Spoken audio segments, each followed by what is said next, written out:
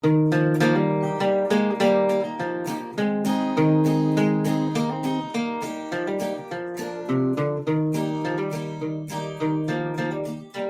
to Southern Salon Podcast. I'm Amy Clark Spain. And I'm Brittany Robertson. And we're glad you're with us. And so it's been a minute since we've talked, Brittany, and you and I have both been busy with things as summer has gotten underway. Absolutely. I'll always look forward to summer as a bit of a slowdown, but lately I feel like it's been nothing but a speed up. So I'm sure you can relate to that too. I can. We haven't done our camps yet, but we're getting ready to start all of the camps. We started this week with a low point. We had our dog of 14 and a half years, Sadie, finally passed away, and it was so hard. And anybody out there who has animals knows that that is the hardest part of having a pet.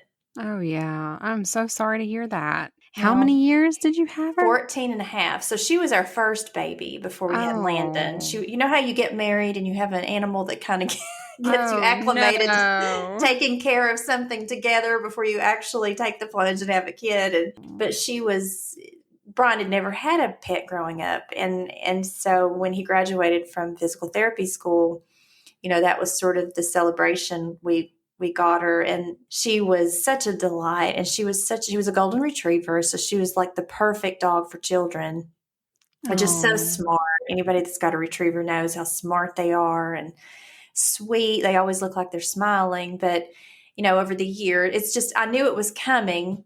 In November, she had a stroke, and she bounced back from that, though. She was like almost normal. Like I took her to the vet thinking we're going to have to put her down because she couldn't walk. She couldn't move. Her face was drooping. And the vet said, no, her vitals look good. I'm going to give her some steroids and she'll probably be right back on her feet. Just give her some time and let's see how it goes. And I was so grateful that Beth at Powell Valley Animal Hospital, Dr. Beth, I was so grateful for her saying that, because she did over time. She bounced back, and we got 6 more months with her after that. And then she just started losing the loss of her legs over the past, couple of weeks. And it just got to the point where she couldn't get around at all. And so, that's a life lesson for kids. And I know you live on a farm and your kids have probably seen the life cycle take place, and it's hard on them, but it's a good way to talk through issues of life and death. And,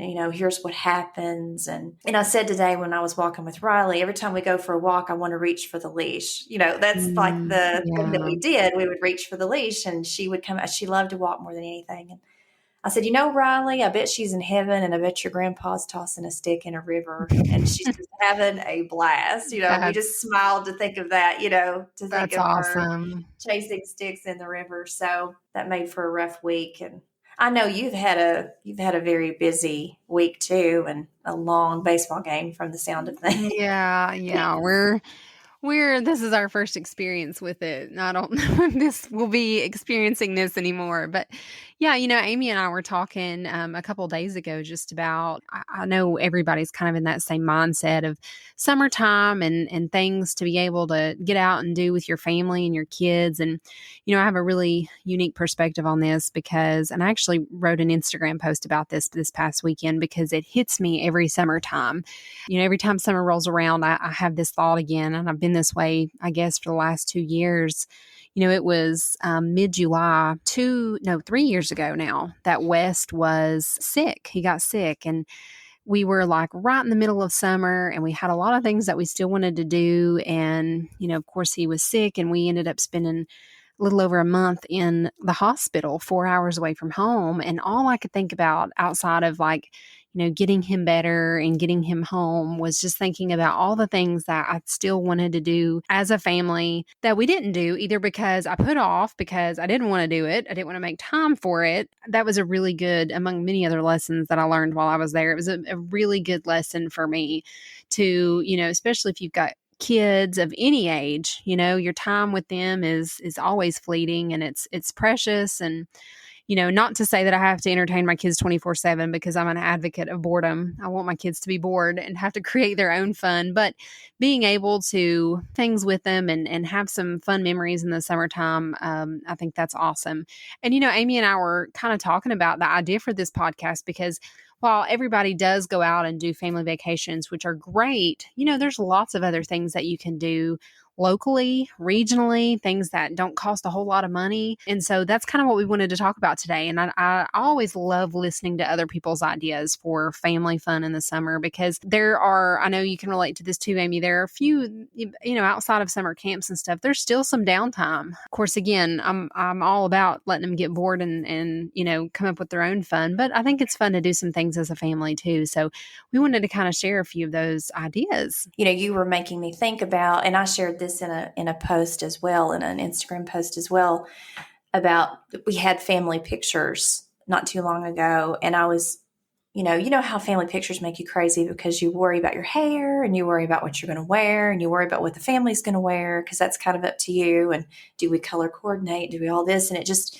gives you a headache. It's hard to enjoy it after all of that preparation. And I thought, 6 years ago this month, I was preparing to start chemotherapy for breast cancer, and remembering how I just wanted to watch my kids grow up. I just wanted to live and watch my kids grow up. And then I thought, how do you return so quickly to worrying about silly things like that when 6 years later you're getting ready to you're healthy and you're getting ready to have these family pictures? And and I guess that's just human nature, but it's good to have these checks. It's good to have these checks and remember where you've been and Absolutely. where you are, and take a minute.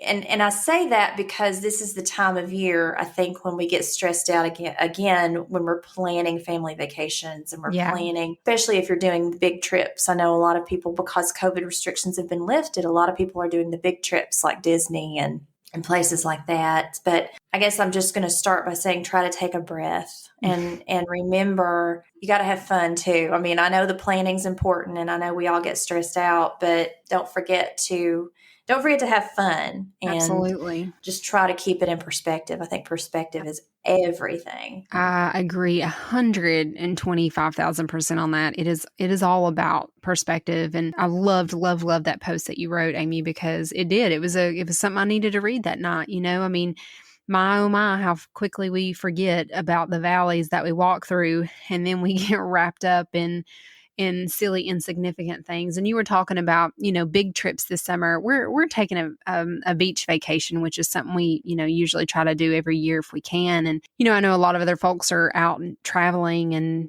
going to places and stuff like that. But, Amy, I was thinking about, as you were saying that, I was thinking about some of my best memories growing up in the summertime. Yes, I remember vacations, but some of my best memories were the simplest little things that we did. And I think that's important to remember too. I mean, vacations are great for memories, but it doesn't always have to be extravagant. It doesn't always have to be, you don't have to go so far away to make it a special trip. You can do simple things. You can do things that aren't, so extravagant and still have a really good time. Same here. The things that we did close by, I remember, going to the swimming pool. So I'm going to start with your natural parks. I'm going to start with the parks system in your area, wherever you live. If you are here and you live close to the state parks, we are so blessed to live right down the street from the Southwest Virginia Museum and Historical State Park, because we have this gorgeous view and they have events. We had the opportunity. I mean, we literally just walk down the street and take our lawn chairs and go to any event that they have, because they have a field down the street in front of the museum. But I don't know if you've ever heard Dave Eggar play, Dave Eggar and Friends, but he is a cellist and he is so good. He's played with just about, anybody on the pop charts. He's played with everybody. He's a musical genius, and we love to listen to him. And our kids were just transfixed. But we got to go to that concert. There was a pro art concert a few days ago. It was wonderful. And so, hiking and those things don't cost anything. I mean, kayaking, cost a few dollars, but your natural parks have so much history and so many great things to do. I know close by, and I know this is between us, Natural Tunnel State Park. We love Natural Tunnel State Park. Natural Tunnel has literally a natural formation. Have you and the kids, you guys have been down there, right, before Natural Tunnel? Yes. Have you ridden the chairlift? We did. We actually did that at Christmas. Oh, Christmas is wonderful. Yeah, and we loved it. And I was so disappointed that, but I understood that, when they were closed this year, because we went just the first time probably 2 years ago and just loved it so much. Mm-hmm.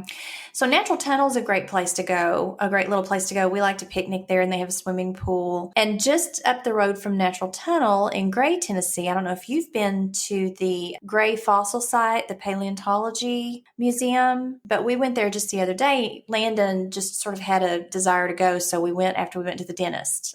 And he was like, let's go over to the fossil site. And so we went over there, and they have new things to see and do for kids of all ages, from teenager all the way down to toddler. They have a climbing area now, and they have a hands-on museum. And of course, you can go out on the deck. Have you been there?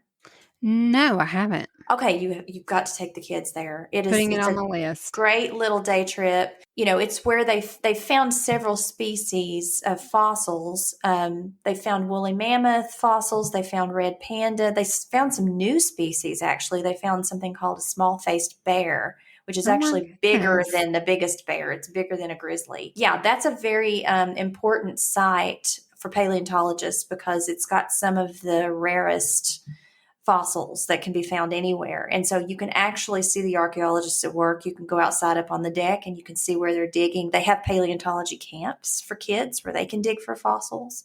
But they have these wonderful artifacts. They have the lab. The lab has glass windows where you can actually see the paleontologists and archaeologists working in the lab, working on the fossils. And of course, they have a place where the kids can play like they're digging for fossils. Lots of hands-on things for little kids and lots of things for big kids too. That's something that I recommend if you're local, if you're regional, or if you're coming through our region.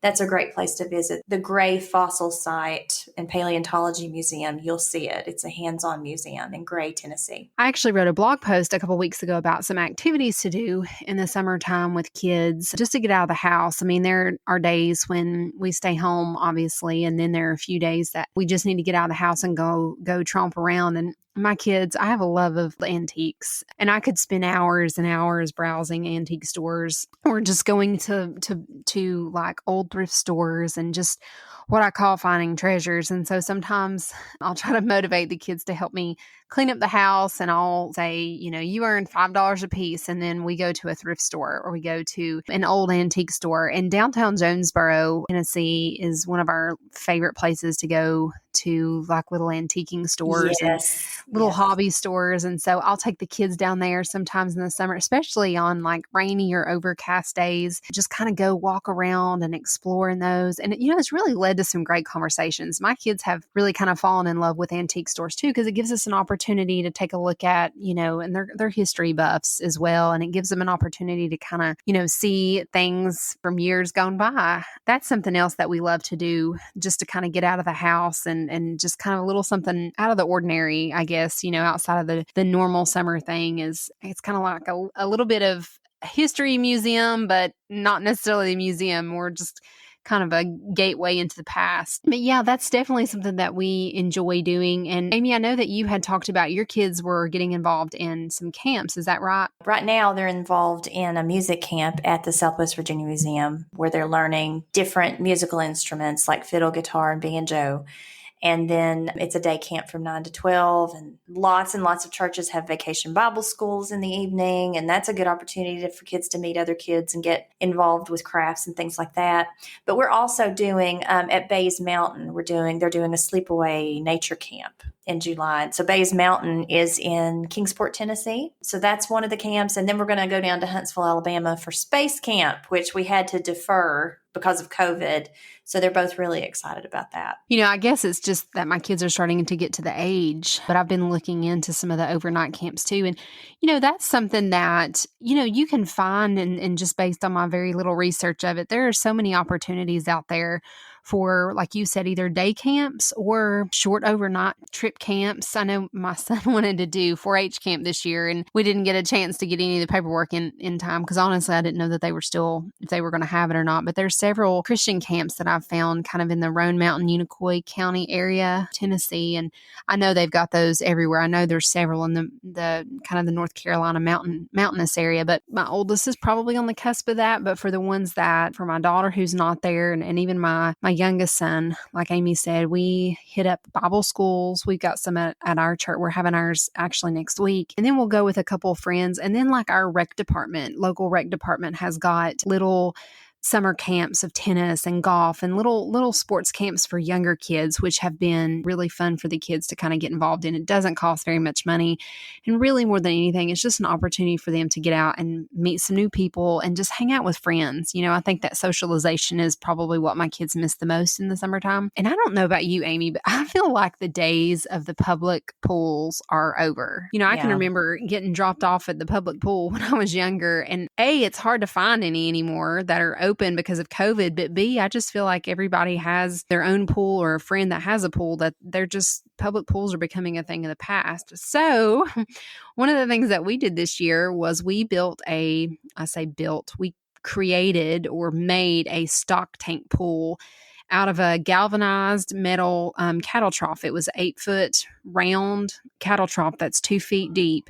And we cut a hole in the side of it and put an above ground pool pump in there. So it functions like a real pool. And so it's, it's not a massive pool by any means, but it's enough for the kids to kind of get in there and cool off and, be able to have some fun and splash around and call it a little pool. But, one of our favorite things to do in the summer is after, if we would go somewhere, we love to go to these little snow shack places and grab little slushies. There's a place in Churchill. Amy, if you've never gone, you guys need to go down. Have you ever heard of the Homestead in Churchill? Okay, so it's kind of like an antique store. Well, in the parking lot of the Homestead, they've got this thing called Oceans End snow cones, and they're so good. Their snow cones they put them in pineapples and watermelon. They basically hole out a pineapple and put this slushy in a pineapple or watermelon, and they're so good. So we enjoy doing things like that too. Just little things to get out, have some fun. Yes. And I was going to say, we were just going back to Jonesboro. We were just in Jonesboro actually a couple of weeks ago because they had a makers event, an arts and crafts event. And so we woke up one Saturday and saw that was going on, and we went, and it was just so wonderful. All these artisans were out with their booths and walked through the town and, just got to see all these beautiful, wonderful, different, unique pieces that people were making, from jewelry to macrame to paintings. Then we ate downtown in this little general store that had been renovated into a restaurant. And Jonesboro is one of my favorite places. I highly recommend Jonesboro. Absolutely. And, I had heard of the makers event, which is crazy because I had a friend that I talked about going. That also reminded me of something else that we like to do in the summertime, and that's do farmers markets. Have you ever been to the one in Abington? I haven't, but I want to go. I haven't either. Well, maybe let's make that a date then, because they have it on Tuesday evenings and then on Saturday mornings. And one of my friends just talks about how wonderful it is. So I thought that might be fun to do in the summertime. I think they even have kids activities, I want to say, like on a Tuesday night, which of course, if you live semi-locally, and you've never been to Abington, I would say Jonesboro and Abington are probably two of my favorite places to visit. So put that on your list for sure. Right. And Abington also has that wonderful festival in August, I believe. What's the name of the festival? The Highlands Festival? Yes. Yep. In August. And I believe it's August or late July into August. I haven't checked the dates this year. It is. And on the flip side too, Jonesboro's Storytelling Festival, which I think is October. Yeah, it's always in the fall. That's a great one too. It's a little bit later. But, I would say, and I haven't heard, there would be some more like some fairs and some things like that. Maybe that will pop up again this year, because we didn't have any of those things this year. And, that's always something kind of fun to check out. And so I just feel like there's so many neat little things that you can do in the area, and you don't really have to go that far to have fun or to find things or find activities to do with your family or your kids. And, Amy and I know we're probably a little biased, but we both feel like that we live in probably one of the most beautiful areas in the country, but there's a lot of natural beauty and things around here. I live about 35 minutes away from the Devil's Bathtub, which used to be a hidden gem. Have you ever been there, Amy? I have. Mm-hmm. Okay. So no one knew about it until the History or the Travel Channel did a special on it. And now there's so many people come out and go to the Devil's Bathtub. It's a really, really beautiful place. It's worth the hike. But there's some place in Lee County that I'd like to go to, Amy. Is it the Sand Caves? Yes, Salt the sand caves, sand caves. caves? Yes, that's actually down on the lower end. You go on past Jonesville in the Rose Hill section, and it's actually a little bit of a hike. I'm going to say it's a hike. It's something you need to plan all day for. It's a pretty Mhm. massive hike up there. I want to say 4.5, 5 miles or something, all the way up to the sand cave. But once you make it, it is absolutely gorgeous, and it's a gorgeous place for kids. Landon went with me and we hiked it with my dad, and Brian goes pretty regularly for exercise because you also have this beautiful view. On the way to the sand cave, you can stop at the White Rocks and you can take in the view, and you can probably see all three states at once because that's Wow. where Virginia, Kentucky, and Tennessee sort of converge. Yeah. And on down the road, of course, in Cumberland Gap, you literally can stand in three states at once. But yeah, you can stop at the White Rocks and take pictures because it's just this breathtaking view of the mountains. And then you go on up to the sand cave, and there's a waterfall.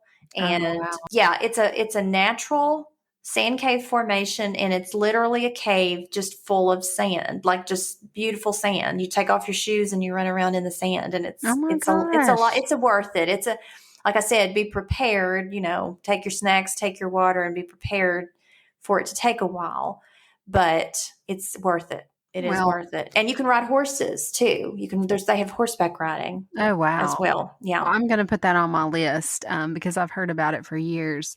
You know, somewhere else that's kind of up and coming in the region with some, kind of fun touristy, like I call them like being local tourists, is St. Paul, Virginia, because they've got some of their outdoor, like, Hmm.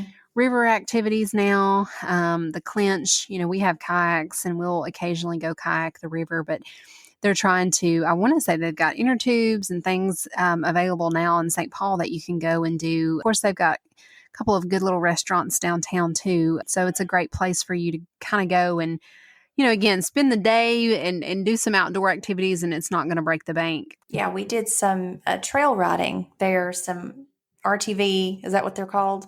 Yes, I We forgot all rented about some of that. those one Yes. Sunday and rode, and that was a lot of fun. I'd never really done Yeah. that before to that extent, and so we had a lot of fun with that. Well, and let me tell you some place else to put on your list. We just went a couple weeks ago after my parents had gone and told us about it. Have you ever been to Burke's Garden? Sunday trip. Well, I would say Sunday trip, but the stuff there's closed. So Saturday trip. It's at the top of, I want to say it's in Tazewell. It didn't take us a super long time to get there, but it's the very top of the mountain. They call it God's thumbprint because it looks like there is literally a thumbprint on the top of this mountain. And it's this deep like valley, but it's this flat land. Imagine driving to the top of a mountain and then all of a sudden you get over the hump and you're at what you would consider the top of the mountain, but it's all flat and it's this most beautiful fertile land. There's a bunch of Amish families that live there. They've got, I mean, it's something you have to see. It's beautiful, beautiful, beautiful. I'll So, have to check that out. yes, it's called Burke's Garden. And that would be something that I would recommend. That's just something we really kind of started doing in the past few years as our kids started getting older, is just Googling things around us, because Hmm. no matter where you live, there are probably some unique little things, little day trips, little Sunday drives that you can take with your family and show your kids and, just stuff that doesn't have to be so extensive and so, elaborate, but simple little Hmm. things that are worth a visit and worth your kids getting to experience. Right. So I want to put in a plug for my little town, Big Stone Gap, because Absolutely. we have camping, we have a river, you can put your kayak in the river, we have hiking, we have a lake, and all of this is, small scale. We have some good restaurants in town. The Big Stone Cat General Store and Cafe has live music and real wood-fired oven pizza. I don't know if I said that right, but it's one of the big ovens where you can actually watch the pizza being made, and craft beers, and we have all kinds of outdoor events now. And of course the museum is here, the Southwest Virginia Museum. So if you're just traveling around like in your RV or something, we have a pretty campground next to the river, and you can actually just walk from the campground and see everything. This is also the home of New York Times bestselling writer Adriana Trigiani, who also made a movie called Big Stone Gap that I think you can find on Netflix. So you can sort of see our town in the movie. It stars Whoopi Goldberg and Patrick Wilson and Ashley Judd and some other stars. So, and our sweet Sadie that we just lost is in that movie. So, oh my goodness. yeah, she's in one of the first scenes. She was an extra on the set. Oh my gosh, I love it. So, I recommend that, watch the movie and then come see the town, or come see the town and then watch the movie. Well, and I will say Amy is not blowing smoke about Big Stone. It's the cutest, quaintest little town that has, you wouldn't expect it to have as much of a vibrant town area community as it does, but it does. It has a very vibrant community, just enough there to kind of keep you entertained, but still have a small town feel with it. And I will say this, I feel like I've noticed this in the past year and a half, 2 years, again, kind of being biased here, but I feel like we're starting to see more and more people coming to our area, not only just to visit. We've got a lot of people that are moving into the area just because they can appreciate the natural beauty of where we live, the relatively low cost of living. Then there's so much wide open space here. There's a lot to do that doesn't involve crowds and long lines and traffic. And if you want a true escape, just to get out and be able to find things to do where you're truly by yourself, I feel like this is the perfect area to do just that.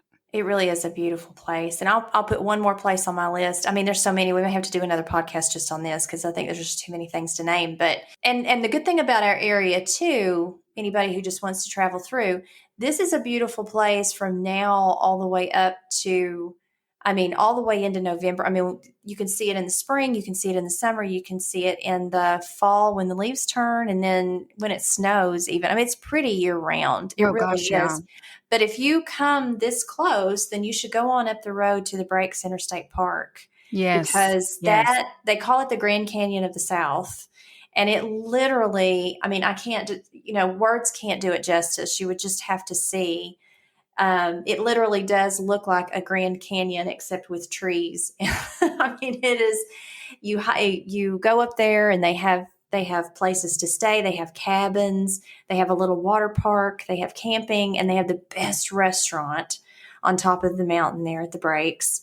And follow any of the hiking trails over to the cliffs, and there are safe spots to stop and look over, and it's just the most breathtaking view. And you can actually stay at the lodge there at the Breaks and get a room with a view where you can actually see, I guess, the canyon or the valley. I did not realize that they had a lodge to stay. That's awesome. They do have a lodge, and they also have cabins, and they also have camping. So I think the Appalachian Mountain, I don't know if there's a commission on Appalachian Mountain, they should hire us right now because we're really selling it hard. We are. But again, I just go back to, and I feel like ironically enough, I've had a few followers that have reached out to me asking about places in the area because they're going to come vacation or they're going to come camp up here, either at a lake or a park, just asking about a lot of places, about things to do. And again, a beautiful area, but we live in a really great area because we have, although it can be very rural, there are also larger places and bigger cities that you can go and check out. And Bristol, Tennessee, Virginia being one of those, kind of the birthplace of country music. They've got the Sessions. Have you been to the Sessions Hotel yet? I have not. I haven't either, but it's on my list. That needs to be a Friday night girls' night dinner or something. Okay. We need to put that on our list. But it's just a really cute area. The downtown Bristol area is, and then we're not maybe 2 hours. I am maybe an hour and 45 minutes from Asheville, North Carolina, which has. Asheville's so eclectic, and there's just so many things in Asheville to do, and then Asheville, the Biltmore State. Right. Yeah. And you could go from Asheville to Breaks Interstate and do both of those in a day if you really wanted to, so this is our shameless plug to visit Southwest Virginia, Northeast Tennessee region, because there's so many things to do. So, and listen to our podcast while you're on the road. There you go. Something to listen to. Just listen to us. We'll keep I'm thinking, Amy, now that we just do 5 more of these podcasts covering these topics and go into some like nitty gritty hidden gems of Southwest Yeah. Virginia. We will. Oh, Let's do it. let's Make a do plan. that. Let's Okay. do that. We'll do it. You all have fun on the road and just keep listening and we'll keep giving you tips. All right. That sounds great. Bye-bye. Bye.